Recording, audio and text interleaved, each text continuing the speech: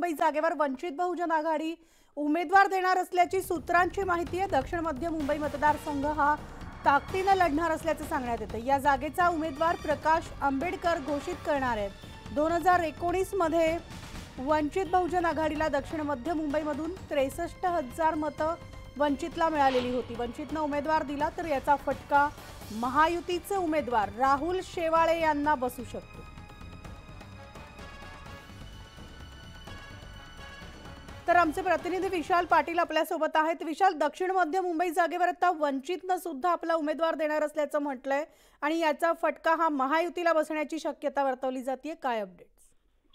मनाली, वंचित बहुजन आघाडीकडनं दक्षिण मध्य मुंबईचा उमेदवाराची चाचपणी जी आहे ही सुरू झालेली आहे आणि वंचित बहुजन आघाडीकडनं दक्षिण मध्य मुंबईची जागा अत्यंत ताकदीनं लढाईचा मानस जो आहे हा वंचित बहुजन आघाडीच्या नेत्यांचा आहे। ही माहिती जी आहे ती आपल्याला सूत्रांकडनं मिळालेली आहे। सगळ्यात महत्त्वाचं जर आपण पाहायला गेलं तर दक्षिण मध्य मुंबईत 2019ला जे उमेदवार होते वंचित बहुजन आघाडीचे त्यांना जवळपास 63,000 मतं पडली होती आणि आता वंचित बहुजन आघाडीनं हा उमेदवार थेट प्रकाश आंबेडकर हे स्वतः घोषित करणार आहेत। त्यामुळे याचा फटका जो आहे हा महायुतीला बसण्याची शक्यता आहे, कारण का महायुतीचे उमेदवार राहुल शेवाळे या दक्षिण मध्य मुंबईतनं 2 वेळा खासदार झालेले आहेत आणि तिसऱ्यांदा ते निवडणुकीला सामोरं जात आहेत। त्यामुळे या जर वंचितनं उमेदवार दिला तर याचा सगळ्यात जास्त फटका जो आहे हा राहुल शेवाळे यांना बसण्याची शक्यता आहे। त्याच अनुषंगानं वंचितकडनं ही निवडणूक ताकदीनं लढण्याचा निर्धार जो आहे हा करण्यात आलेला आहे। आणि सगळ्यात महत्त्वाचं जर आपण याच्यामध्ये पाहायला गेलं तर आतापर्यंत वंचित बहुजन आघाडीची एक यादी जाहीर केली जायची,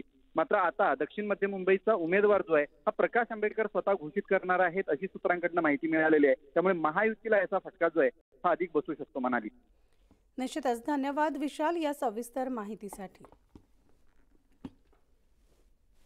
तर राज्याचे उद्योग